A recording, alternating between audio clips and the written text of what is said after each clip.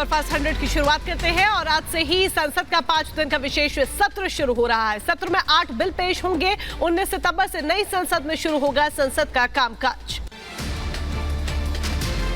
आज से शुरू हो रहे संसद के विशेष सत्र से पहले विपक्षी गठबंधन की होगी बैठक। संसद भवन में कांग्रेस अध्यक्ष मल्लिकार्जुन खड़गे के कमरे में सुबह 10 बजे जुटेंगे विपक्षी दल के नेता। संसद के विशेष सत्र से पहले हुई सर्वदलीय बैठक। संसद के पुस्तकालय भवन में हुई सत्र के एजेंडे पर चर्चा। विपक्षी दलों ने महिला आरक्षण बिल का उठाया मुद्दा। सर्वदलीय बैठक के बाद बोले संसदीय कार्य मंत्री प्रहलाद जोशी। कहा 34 दलों के 51 नेता सर्वदलीय बैठक में हुए शामिल। 19 सितंबर को नई संसद में होगा पहला दिन। सर्वदलीय बैठक के बाद बोले प्रफुल्ल पटेल, नई संसद में नई सोच और नए विचार के साथ जाना चाहिए। महिला आरक्षण विधेयक को पारित करना चाहिए। संसद के विशेष सत्र को लेकर कांग्रेस नेता अधीर रंजन चौधरी ने केंद्र सरकार पर साधा निशाना। कहा सरकार ने बोमेसेन सदन को बुलाया है। सरकार की मंशा सरकार खुद जानती है। केंद्रीय मंत्री अनुराग ठाकुर ने कांग्रेस और विपक्षी दलों पर निशाना साधा। कहा हर सत्र महत्वपूर्ण होता है। मैं चाहता हूं विपक्ष चर्चा में हिस्सा ले, दुम दबा के भागे ना। हर सत्र महत्वपूर्ण होता है क्योंकि संसद में आपको अपनी बात रखने का अवसर मिलता है, चर्चा में भाग लेने का अवसर मिलता है। मैं चाहता हूं विपक्ष के लोग उसमें चर्चा में भाग लें, दुम दबाकर भागे ना। सर्वदलीय बैठक में टीडीपी ने चंद्रबाबू नायडू की गिरफ्तारी का मुद्दा उठाया। नायडू की गिरफ्तारी को बताया गैर कानूनी। कहा संसद में भी उठाएंगे मुद्दा। नए संसद भवन में ध्वजारोहण कार्यक्रम में शामिल नहीं हुए कांग्रेस अध्यक्ष मल्लिकार्जुन खड़गे। स्मृति ईरानी ने साधा निशाना। कहा राष्ट्रीय ध्वज को फहराने में कांग्रेस को गौरव क्यों नहीं, गांधी परिवार दे जवाब। कि हम अपने राष्ट्रीय ध्वज को देश की संसद पर फहराने का मौका प्राप्त कर सकें तो ये हर भारतवासी के लिए गर्व का विषय होगा। उस गर्व की अनुभूति कांग्रेस पार्टी क्यों नहीं करती, इसका जवाब गांधी खानदान के पास है, मेरे पास नहीं। जम्मू कश्मीर के उपराज्यपाल मनोज सिन्हा ने आतंकी संगठनों को दी चेतावनी। कहा जवानों के लहू के एक एक कतरे का हिसाब सूद समेत लिया जाएगा। मैं अपने सैनिकों के शौर्य पर पूरा भरोसा और मैं आश्वस्त करना चाहता हूं कि जवानों के लहू के एक एक कतरे का हिसाब पूरी तरह सूद समेत लिया जाएगा। आतंकी किसी संगठन के उनके सरपरस्तों को बड़ी कीमत चुकानी है। अनंतनाग में लगातार 5वें दिन सेना का ऑपरेशन जारी रहा। 6वां दिन है। कोकरनाग के जंगलों से एक शव बरामद हुआ है। छिपे आतंकियों की तलाश में स्निफर डॉग्स की भी ली जा रही मदद। अनंतनाग के कोकरनाग में दुर्घटनावश लगी आग में एक जवान घायल हुआ। जवान मनोज कुमार का बायां पैर झुलसा। वायुसेना की जम्मू में पहले एयर शो की तैयारियां पूरी हुई। 21 और 22 सितंबर को जम्मू में एयर शो का किया जाएगा आयोजन। चीन पाक सीमा पर तैनात होगा बैलिस्टिक मिसाइल प्रलय। रक्षा मंत्रालय ने दी प्रलय की एलओसी और एलएसी पर तैनाती को मंजूरी। भारत से पाकिस्तान गई अंजू अगले महीने लौटेगी भारत। अंजू के कथित पाकिस्तानी पति नसरुल्लाह ने किया दावा। हरियाणा के नूह में 19 सितंबर तक इंटरनेट सेवा बंद। गृह विभाग ने जारी किया आदेश। शिवसेना पार्टी के नाम और चुनाव चिन्ह को लेकर आज सुप्रीम कोर्ट में सुनवाई। उद्धव ठाकरे ने चुनाव आयोग के फैसले को सुप्रीम कोर्ट में दी है चुनौती। महाराष्ट्र में एकनाथ शिंदे गुट के विधायकों की अयोग्यता मामले में भी आज सुप्रीम कोर्ट करेगा सुनवाई। शिवसेना उद्धव ठाकरे गुट के विधायक सुनील प्रभु की याचिका पर सुनवाई होगी। बांके बिहारी मंदिर के प्रस्तावित कॉरिडोर के मामले में आज हाई कोर्ट में सुनवाई होनी है। कॉरिडोर निर्माण के लिए 276 मकान और दुकान का अधिग्रहण शासन द्वारा किया जाना है। झारखंड के मुख्यमंत्री हेमंत सोरेन को ईडी ने भेजा चौथा समन। 23 सितंबर को पूछताछ के लिए बुलाया। जमीन घोटाले मामले में सोरेन से होंगे सवाल जवाब। केंद्रीय मंत्री स्मृति ईरानी ने विपक्षी गठबंधन पर साधा निशाना। कहा विपक्षी गठबंधन बीजेपी का लोहा आजमा चुका है। 2019 और 2024 के चुनाव में काफी अंतर। 2019 में गठबंधन के प्रतिनिधि थे राहुल गांधी। गठबंधन भाजपा का लोहा आजमा चुकी है, हार चुकी है। भाजपा राष्ट्र के इतिहास में पहली बार कांग्रेस के सिटिंग राष्ट्रीय अध्यक्ष को हरा चुकी है।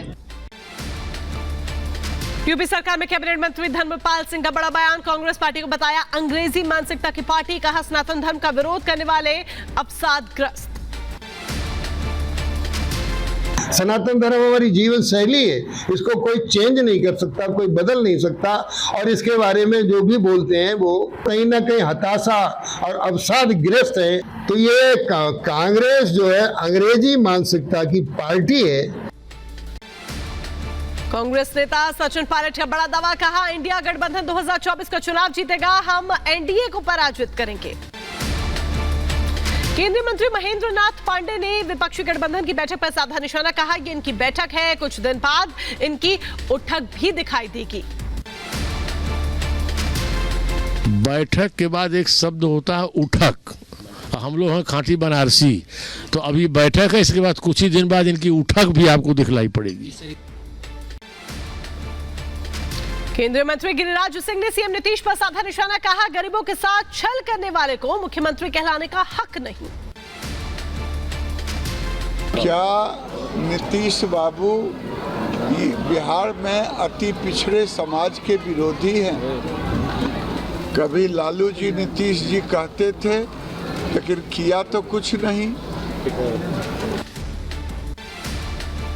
केंद्रीय मंत्री गिरिराज सिंह ने 2024 में एनडीए सरकार का किया दावा। कहा जनता मोदी जी को चाहती है, 2024 में मोदी ही प्रधानमंत्री बनेंगे। बुरी नजर वाले तेरा मुंह काला। लेकिन जनता मोदी जी को चाहते हैं, इसीलिए मोदी जी ही 2024 में प्रधानमंत्री बनेंगे। बुरी नजर वाले तेरा मुंह हो काला। लोकसभा चुनाव से पहले थर्ड फ्रंट की सुगबुगाहट। एआईएमआईएम अध्यक्ष ओवैसी ने कहा केसीआर की अगुवाई में तीसरे मोर्चे की गुंजाइश। ओवैसी के थर्ड फ्रंट बनाने वाले बयान पर बीजेपी नेता अजय आलोक ने साधा निशाना। कहा विपक्षी फ्रंट ही फ्रंट बनाते रह जाएंगे, हर फ्रंट पर बाजी नरेंद्र मोदी ही मारेंगे। ये लोग की थर्ड फ्रंट की कोशिशें खत्म नहीं होगी, अभी बहुत फ्रंट बनेंगे। चुनाव आने में 6 महीना देर है ना। इंडिया अलायंस आया, थर्ड फ्रंट आएगा, फिर देखिएगा फोर्थ फ्रंट भी आएगा। ये फ्रंट ही फ्रंट बनाते रह जाएंगे और हर फ्रंट पे बाजी नरेंद्र मोदी ही मारेंगे। हैदराबाद में सीएम अशोक गहलोत ने बीजेपी पर साधा निशाना। कहा एनडीए सरकार वाले इंडिया गठबंधन से घबरा गए हैं। इंडिया गठबंधन बना है तब से घबरा गए एनडीए गवर्नमेंट वाले। वो जो स्टेटमेंट दे रहे हैं, आरोप लगा रहे हैं, आज लोकतंत्र में दबाव है। मध्य प्रदेश के पन्ना में बीजेपी ने निकाली जन आशीर्वाद यात्रा। पूर्व केंद्रीय मंत्री रविशंकर प्रसाद और बीडी शर्मा जन आशीर्वाद यात्रा में हुए शामिल। राजस्थान के बारां में बीजेपी ने निकाली परिवर्तन यात्रा। गुजरात के सीएम भूपेंद्र पटेल परिवर्तन यात्रा में हुए शामिल। हरियाणा के अंबाला में मेगा स्वास्थ्य शिविर का उद्घाटन। मुख्यमंत्री मनोहर लाल खट्टर ने किया उद्घाटन। लखनऊ में आज होगी किसानों की महापंचायत। इको गार्डन में सुबह 10 बजे शुरू होगी महापंचायत। भारतीय किसान यूनियन के नेता राकेश टिकैत रहेंगे मौजूद। रेप और हत्या का आरोपी पूर्व बीजेपी नेता मासूम नेपाल बॉर्डर से गिरफ्तार हुआ। पूछताछ के बाद भेजा गया जेल। मासूम रजा के अवैध संपत्तियों पर चलेगा बुलडोजर। जो इसके मुख्य अभियुक्त हैं राही मासूम रजा, हमारी पुलिस टीम द्वारा उनको नेपाल बॉर्डर के पास से गिरफ्तार किया गया है और उनसे गहनता से पूछताछ करते हुए इसमें अग्रिम विधिक कार्रवाई करते हुए इन्हें न्यायिक अभिरक्षा भेजा जा रहा है। अभी तक की गहन पूछताछ में उनके द्वारा नेपाल राष्ट्र में छिपे होने की बात निकल कर आई है।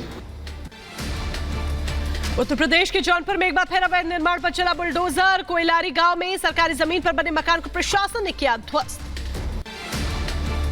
रायबरेली के लालगंज में एक प्रार्थना सभा की आड़ में लोगों का धर्म परिवर्तन कराए जाने का आरोप। पुलिस ने मौके पर पहुंचकर 7 लोगों को हिरासत में लिया। एक कमरे में करीब 200 पुरुष समेत 250 महिलाएं मौजूद थीं। यूपी के प्रयागराज में धर्मांतरण की सूचना पर पुलिस की दबिश। वीडियो वायरल हुआ। धर्मांतरण कराने में शामिल 3 लोगों को पकड़ा। पूछताछ के बाद चेतावनी देकर छोड़ा गया। मध्य प्रदेश के गुना में जन आशीर्वाद यात्रा में असम सीएम हेमंत शर्मा ने कमलनाथ पर साधा निशाना। कहा कमलनाथ अपने जन्मदिन के केक पर मौके पर हनुमान जी का फोटो लगाते और फिर उसे काटते हैं।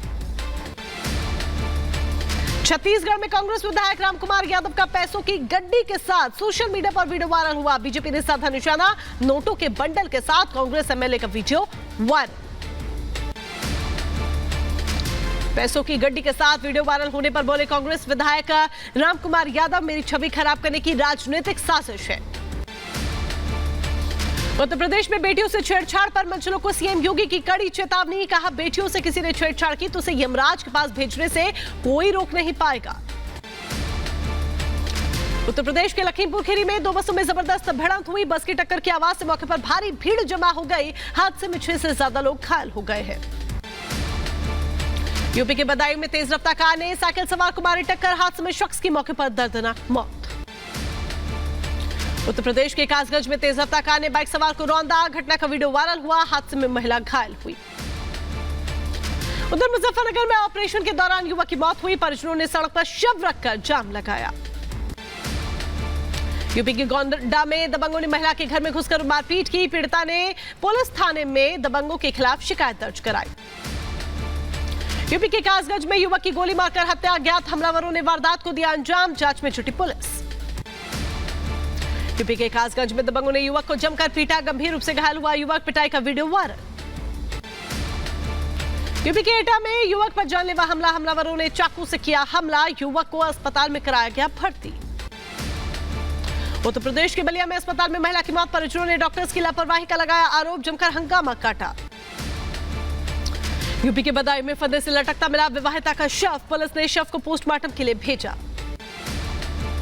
यूपी के एटा में पुलिस ने सटोरियों को किया गिरफ्तार। सटोरियों के कब्जे से पर्ची, डायरी, पेन बरामद।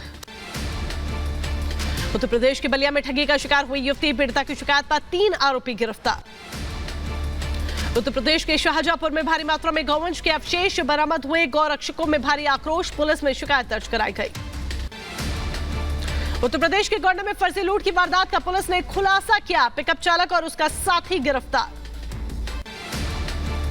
उत्तर प्रदेश के शाहजहांपुर में पुलिस ने 4 शातिर लुटेरों को भेजा जेल। लूट की वारदात को अंजाम देते थे आरोपी। बरेली से हुई थी गिरफ्तारी। उत्तर प्रदेश के सीतापुर में 2 पागल कुत्तों को गांव वालों ने घेराबंदी कर मौत के घाट उतारा। आवारा कुत्तों ने अब तक दर्जन भर से ज्यादा लोगों पर किया है हमला। यूपी के कासगंज में पुलिस ने फरार चल रहे आरोपियों के खिलाफ चलाया अभियान। अलग अलग इलाके से 20 अपराधियों को गिरफ्तार किया। उत्तर प्रदेश के कानपुर में पुलिस के हत्थे चढ़े शराब तस्कर हरियाणा के बिहार ले जा रहे 400 पेटी 33 लाख की विदेशी शराब जब्त। पुलिस ने एक तस्कर को गिरफ्तार किया। भोपाल में आबकारी विभाग की बड़ी कार्रवाई। 1 करोड़ 30 लाख की एक्सपायरी डेट की दवाएं नष्ट की। गुजरात में सूरत का सबसे बड़ा उकाई डैम लबालब। उकाई डैम के 22 गेट में से 15 गेट खोले गए। बांध के दरवाजे खुलते ही दिखा अद्भुत नजारा। उत्तर प्रदेश के कुशीनगर में आकाशीय बिजली गिरने से एक बड़ा हादसा हुआ। अलग अलग इलाकों में गिरी आकाशीय बिजली। हादसे में 5 लोगों की मौत। हरियाणा के अरावली पहाड़ियों से लोगों का कटा संपर्क। बारिश के बाद नदियों में आई बाढ़। अरावली में अग्निशमन विभाग ने 50 लोगों को बचाया। गहरे पानी में फंसे थे ये सभी लोग। उत्तर प्रदेश के बदायूं में संदिग्ध परिस्थितियों में विवाहिता की मौत। फंदे से लटकता मिला शव। मध्य प्रदेश के बड़वानी में पानी में डूबे दंपति। सोशल मीडिया पर वीडियो हुआ वायरल। मध्य प्रदेश में बारिश बाढ़ से हाहाकार। उज्जैन में चंबल का पानी आने से कई इलाके हुए जलमग्न। बडनपर में सैलाब में फंसे लोगों को हेलीकॉप्टर की मदद से एयरलिफ्ट किया गया। मध्य प्रदेश के इंदौर में भी बारिश से बुरा हाल। लगातार हो रही बारिश के चलते चंबल नदी में उफान। निचले रहायशी इलाकों में घुसा बाढ़ का पानी। एमपी में हो रही रिकॉर्ड तोड़ बारिश के चलते यशवंत सागर डैम का जलस्तर बढ़ा। डैम के खोले गए गेट। शंकराचार्य की प्रतिमा के अनावरण की तारीख भी आगे बढ़ाई गई। अब 21 सितंबर को होगा अनावरण। पीएम मोदी के 73वें जन्मदिन की संध्या पर दशाश्वमेध घाट पर मां गंगा की विशेष आरती की गई। 1100 दीपों से दशाश्वमेध घाट पर आयुष्मान भवः लिखा गया। कोलकाता में चंद्रयान 3 के मॉडल पर गणेश उत्सव का पंडाल के जरिए गणेशोत्सव की धूम। अगरतला में रामकृष्ण मठ की 125वीं वर्षगांठ के समारोह में शामिल हुए त्रिपुरा के सीएम माणिक साहा। यूपी के अंबेडकर नगर में कैंसर अस्पताल का शिलान्यास किया गया। जिलाधिकारी ने अस्पताल का शिलान्यास किया। एटा में मेरी माटी मेरा देश की यात्रा निकाली गई। अमृत कलश यात्रा में एडीएम ने हरी झंडी दिखाकर रवाना किया। बलिया में धूमधाम से मनाया गई विश्वकर्मा पूजा। पुलिस ने सरकारी वाहनों की हूटर बजाकर पूजा की। फिरोजाबाद के टूंडला में आर्मी ने निकाली रैली। भीम आर्मी के कार्यकर्ताओं ने सरकार के खिलाफ नारे लगाए। यूपी के सीतापुर में बारिश के बाद मरीजों की तादाद बढ़ी है। अस्पताल में मरीजों को बेड के लिए दिक्कतों का सामना करना पड़ रहा है। यूपी के कासगंज में अखिल भारतीय कवि सम्मेलन का आयोजन किया गया। रूस के दौरे से उत्तर कोरिया वापस लौटे तानाशाह किम उन जोंग। किम ने अपने 6 दिन के रूस दौरे के दौरान राष्ट्रपति पुतिन और रूसी रक्षा मंत्री से मुलाकात की।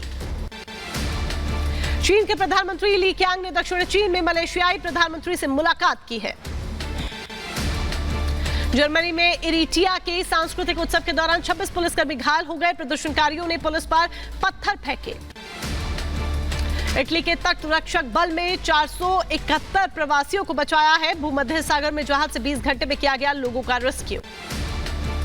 पूर्वी लीबिया के डेना शहर में विनाशकारी बाढ़ के बाद लोगों का रेस्क्यू लगातार जारी है। मेक्सिको के स्वतंत्रता दिवस परेड में रूसी सैनिकों ने हिस्सा लिया है। यूक्रेनी सैनिकों ने फिर से कब्जा किए। एंड्रिकिया में फहराया यूक्रेन का झंडा। वीडियो साझा किया।